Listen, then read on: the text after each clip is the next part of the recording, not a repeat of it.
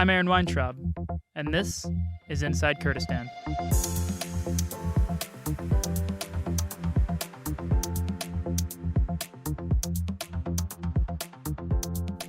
Diaspora is a broken mirror. It's this solid, uniform thing that's shattered into hundreds of tiny pieces, and what was once a single, defined reflection staring back at you is now fractured.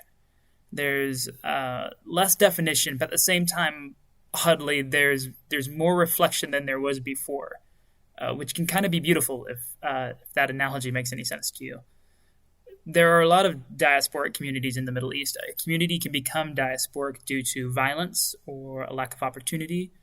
Oftentimes, those two things go hand in hand. But the darkness that leads to diaspora also creates a new generation that has a lot of choices to make about the culture that they come from, usually with very little reference beyond their own families. And sometimes there's a complete rejection of past culture. Sometimes there's a fight to assert one's heritage and identity in the face of racism or another kind of intolerance. Discussions like marrying outside one's culture, embracing religion, even how to dress are all topics that become quite suddenly sometimes a priority of discussion. And these kinds of choices are deeply personal, and there's no one story in a diaspora that matches another, similar to how a mirror cracks. Wan Rashid is an example of a third culture kid. And third culture kids are people who were raised in a culture other than their parents' culture or country. And growing up in Nashville, which is a huge population spot for Kurds outside of Kurdistan, she had to face these kinds of questions herself, some of which she still struggles with. And she's 25 now, and she founded her own organization, Effendi, with a core focus on encouraging advocacy on behalf of the Kurdish community in America, specifically within her generation. And America, specifically for diasporic populations, can be tricky because as an American, I can confidently say that my home country is both everything and nothing, which is very much on purpose. So often, smaller first or second generation communities can feel like they're being sucked into a vacuum as they navigate the United States. One asked me after our interview to make sure to say that these views were her own and that her thoughts on generational divide, race, gender roles, and other types of third culture topics don't necessarily represent her community's views as a whole. But I would like to counter slightly and say that because of her advocacy and the deep thought she's given her identity as a Kurdish American, I think she's possibly one of the most prominent leaders in her generation for her community, and I think her answers in our interview reflect that. So with all that said, here's our conversation.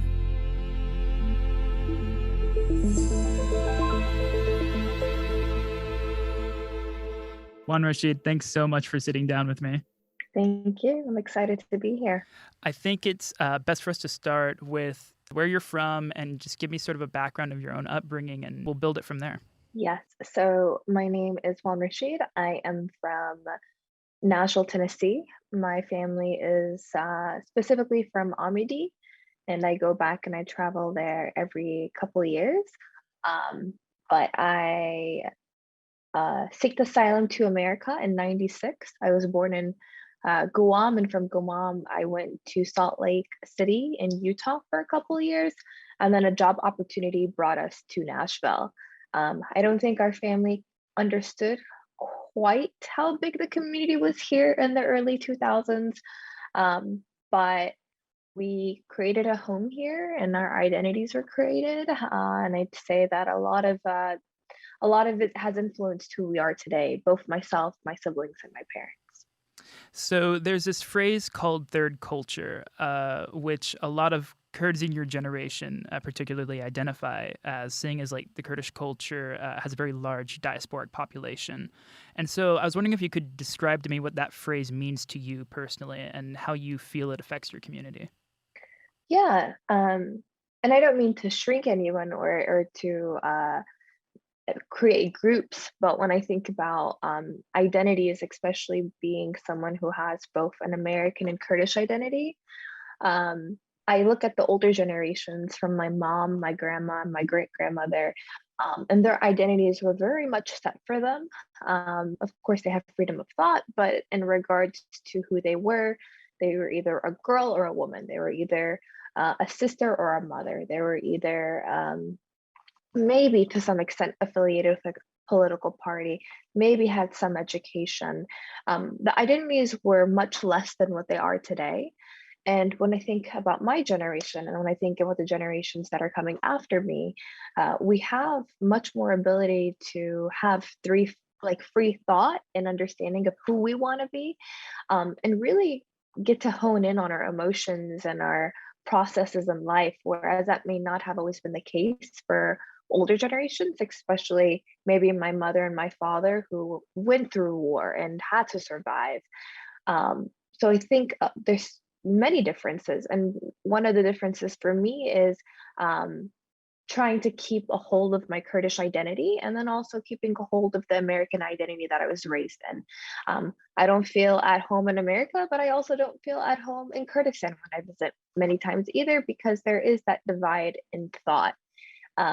And I think ultimately for me, it's where do I show that identity? So if I'm with my parents, I show my Kurdish identity, I show the upbringing that I've been given.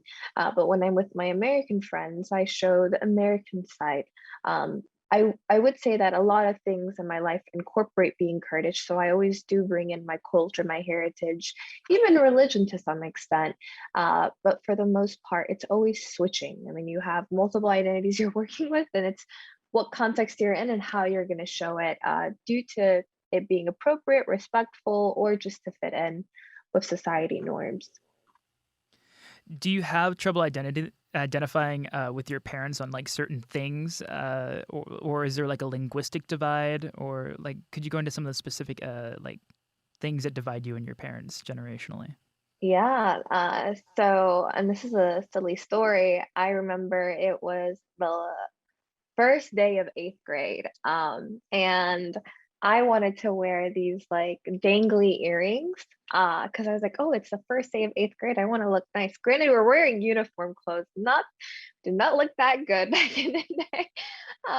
And my mom was like, no, you're not going to wear dangly earrings. You're a girl, you're young. Like, that is not appropriate. And for me, uh, I would see girls, of course, in America, they're I went to a very diverse school, so I saw so many types of individuals wear different things.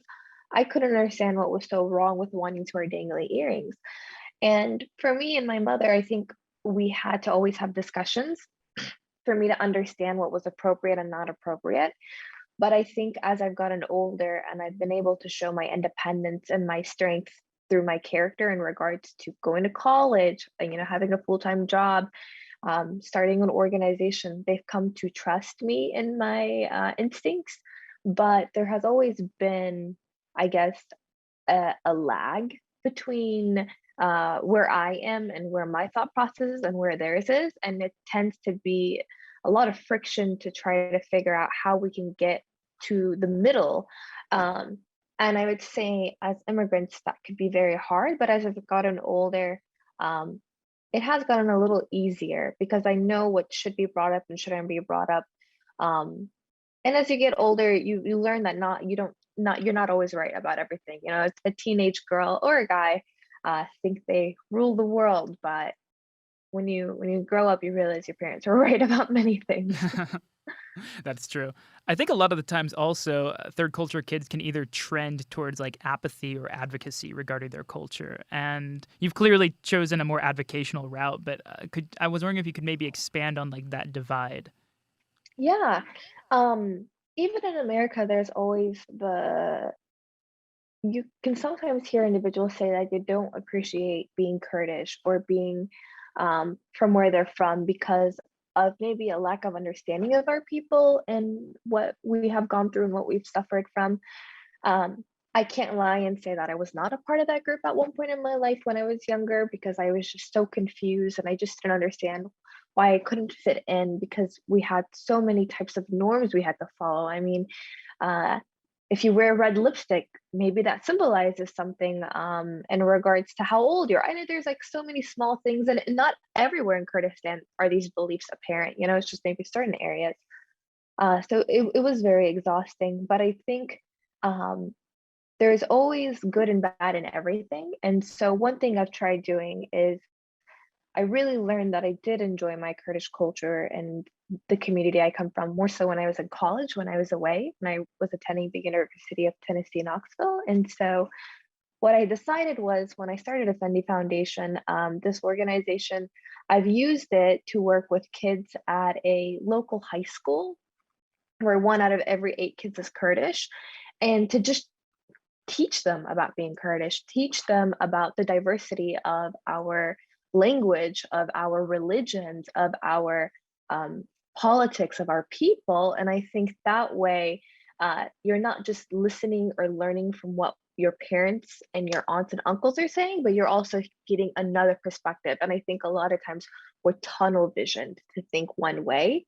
So it's how do we get these people, including myself, to love our culture, but to also critically think and take it apart and put it back together.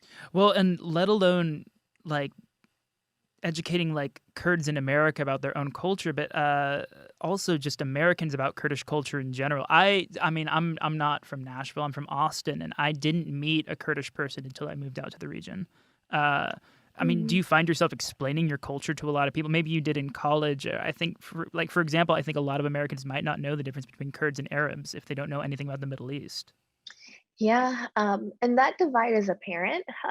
So in Nashville, the population is heavily Kurdish. There is more Kurds than there is Arabs, and so there is. And I noticed this in all cultures, but even the Arabs understand certain uh, words and cultural norms amongst the Kurdish community, whereas the Kurds don't know that about the Arabs. When I went to UT in Knoxville, we had a Muslim Student Association where it was predominantly Arabs and other communities within the Muslim faith. And I started to actually learn more about uh, the religion of Islam and the way that it was practiced in other regions and communities. And I say that as a reference to Kurdish culture because I'm sure these individuals didn't know anything about Kurds and I taught them. Whereas in Nashville, uh, the Arabs knew everything about us. And it wasn't really as much of a teachable moment for them. And so I think the majority always gets to rule to some extent. But yeah, I am always explaining myself. We did do a proclamation in March for the city of Nashville that the mayor signed, and it was basically to show respect to the Kurdish community for what they've added, both economically and culturally. And so that will be hopefully enacted every year now. Well, and recognition's enormous, and I wanted to actually talk about that specifically with one of the major Kurdish issues in America, which is basic data. One of the obstacles that Kurds face in America is not even being able to recognize trends within their own population. So I was wondering if you could expand on that a little bit. So we don't have much data, which is really sad. I think when we look at other populations, like the Armenian population, Turkish population, the Arab population, they have an immense amount of information and an immense amount of support to create activities and sponsorships and donations to uplift the community. But with us Kurds, not just in Nashville, but all over America, we just don't have that tangible information to really hone in on our strengths in regards to numbers. And so projects like the census are important for us to get that data. For Effendi Foundation, we also are an organization that has the most amount of data on Kurds in America, to our knowledge.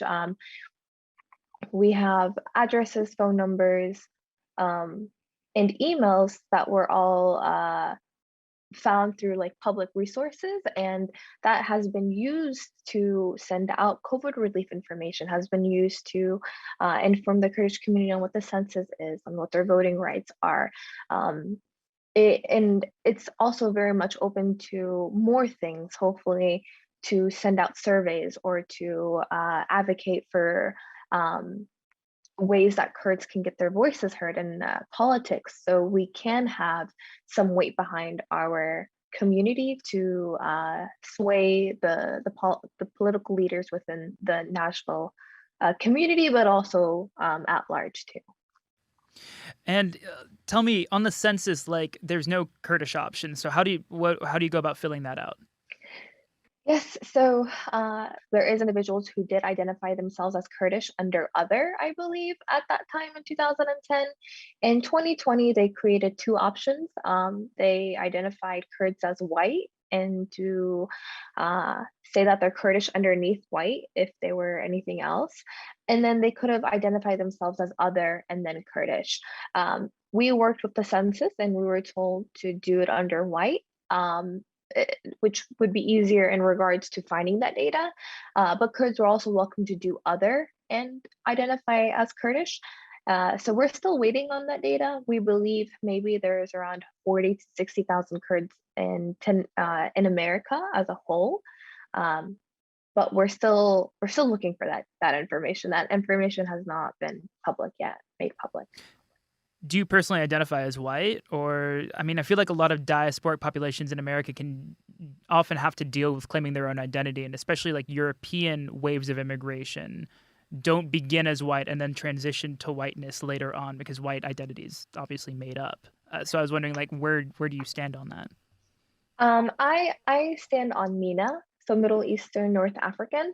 Um, but even Middle Eastern can, to some extent, be argued as the wrong term for people within our region.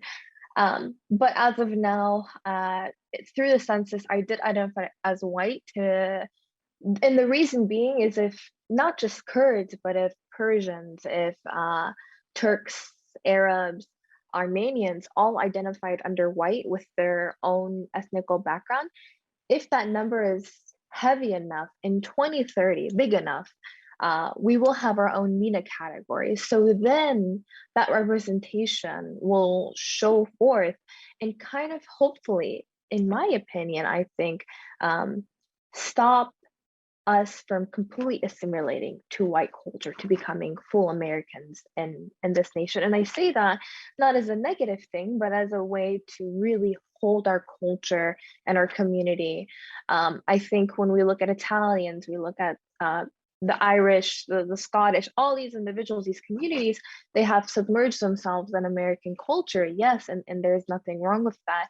But I think as a first generation American, realizing that my parents left their home country to come to America, I didn't think they realized that maybe by the time I have kids or grandkids, that their identities may be erased. That's terrifying. And so if we do have a MENA category, maybe that will help instill our cultural values even longer than before. It's a small dent, but I definitely think it'll have a huge impact. Well, and how, in your view, does a lack of representation on the census in that aspect affect your generation psychologically? Yeah, when we think about whiteness, when we think about the American culture, the American identity, when people would migrate to America, I have met a lot of older individuals. Now, I'm not saying everyone, but a few individuals whose parents did not want their kids to speak their native language because they wanted their child to assimilate to American culture. Because the more that Americans accept you, or the more that white culture accepts you, the more likely you are to succeed. And to some extent, that is true. For example, I went to the University of Tennessee, Knoxville, a predominantly white institution, gotten a lot out of that experience. I go to American University, predominantly white institution, and I've gotten a lot of that out of that experience. And so if you assimilate more, there is more of an opinion that you will succeed. Maybe that is not true. But I think that's changing. I think American society, especially millennials and Gen Zs, are starting to realize how important it is to respect people's identities and not create stereotypes or assumptions. With that being said, we as Kurds and other individuals in the MENA community really need to hound in on our culture to keep it for our kids and our great grandkids, because that is who we are. I want my kid to know what iprach is. I want my grandkids to like it too and not think that it's like a little spicy. So yeah. Beyond just data recognition, what kind of other issues do you see affecting specifically the Kurdish community in Nashville and also in America in general? Yeah, I think other issues are how society is changing so rapidly. I think that the Kurdish community, it's kind of like we've frozen in time. I would say in Nashville, I don't know if I can't speak for other areas of America, and it may be the case, but um, our parents want to keep their identity. That is what they know. They don't want to integrate in American society, and that is completely understanding. Um, so with that being said, they're continuing to keep certain ideas and certain traditions alive. Whereas even if you go to Kurdistan, that's not the case. I go every 2 to 3 years, and each time I go, I'm amazed at how much has changed, right? They're progressing so fast from how the girls are wearing clothes to like how late people are going out to going to school functions all the time, going on trips, right? Like society is advancing in our home country, but sometimes when we look at our home here in the diaspora, we are not anywhere close to that advancement. And that's because we want to keep our culture, right?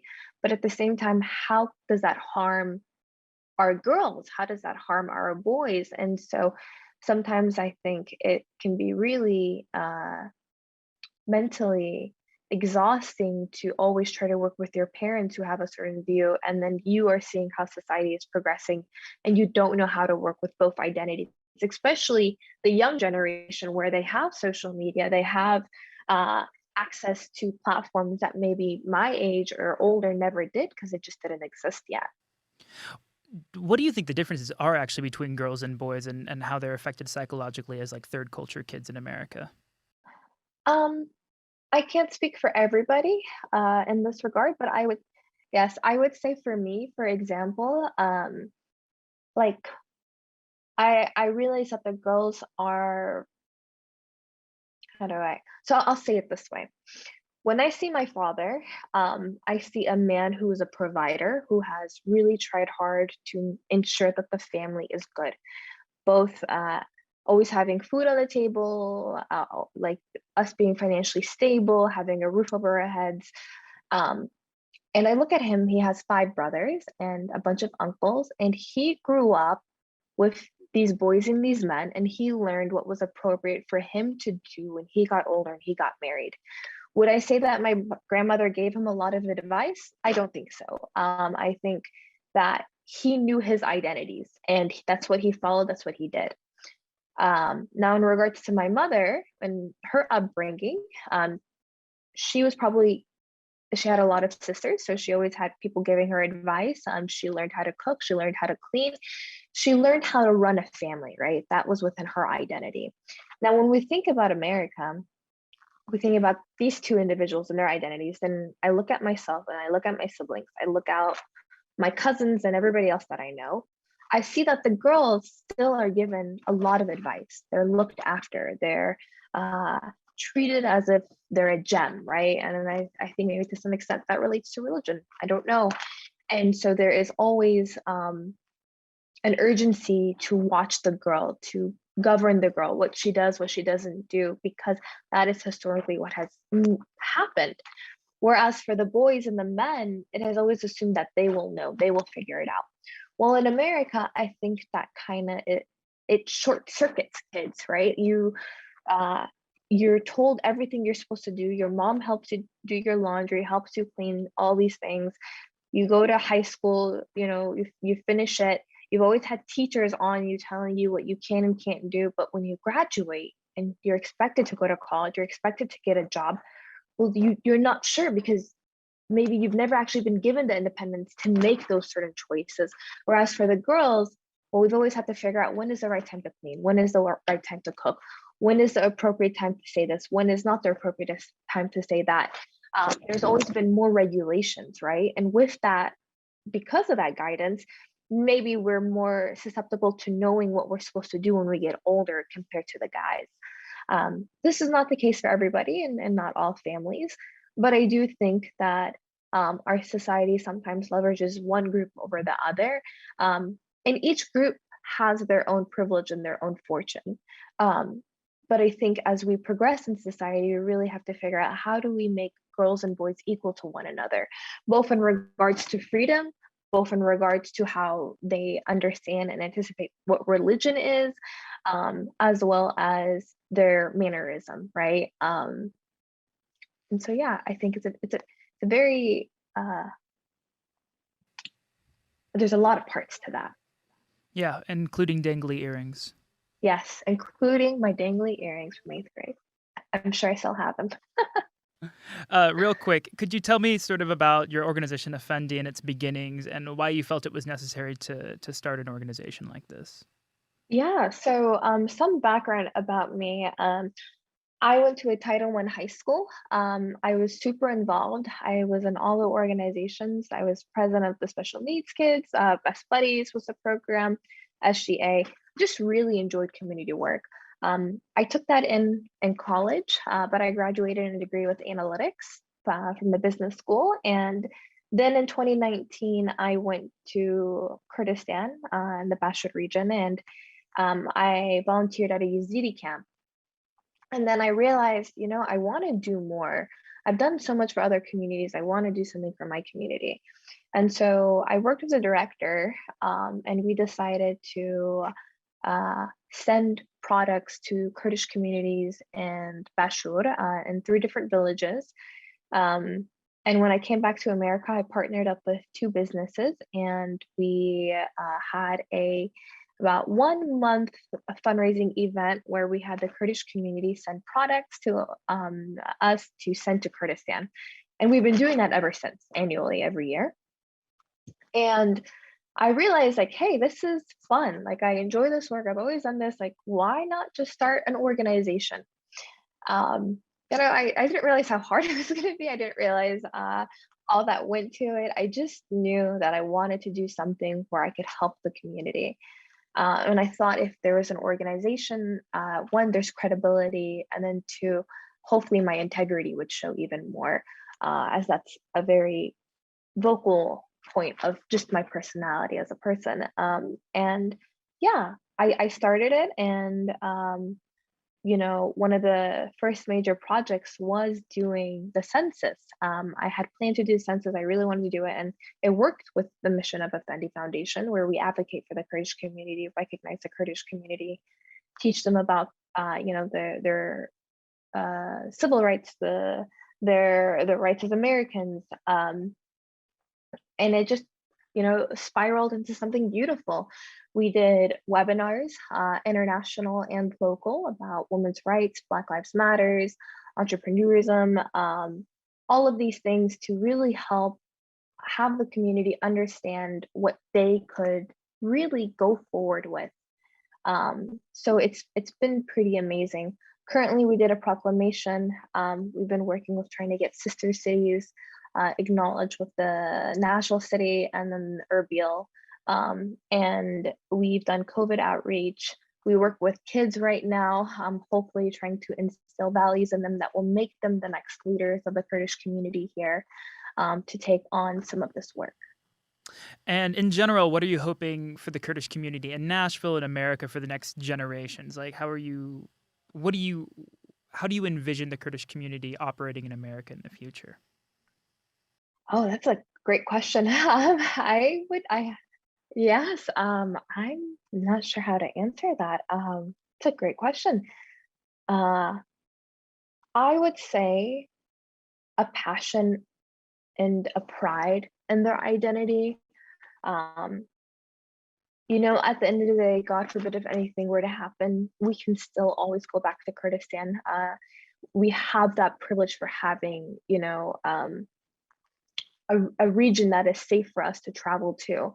And because of that, I want to ensure that kids have the ability to know who they are and where they come from. So if they ever do want to go back to the homeland, or their kids want to ever go back to their homeland, they won't be shocked or surprised. And I also think that in the future, I really do hope Kurds get to have an impact politically in regards to what they believe is right. Regardless of their ideology, I think that if we have the numbers, whether it's someone on the right side or the left side, they can't advocate for what they want and their views, because that is their right as American citizens. And I think we should really uphold the Constitution and what we've been given, because that is a fortune that maybe a lot of people don't have in other countries, and use that to benefit our community as best as possible. Well, Wan Rashid, thanks again so much for talking with me today. Yeah, thank you. And I'm so excited for this podcast. I really appreciate the time given. Of course. Thank you.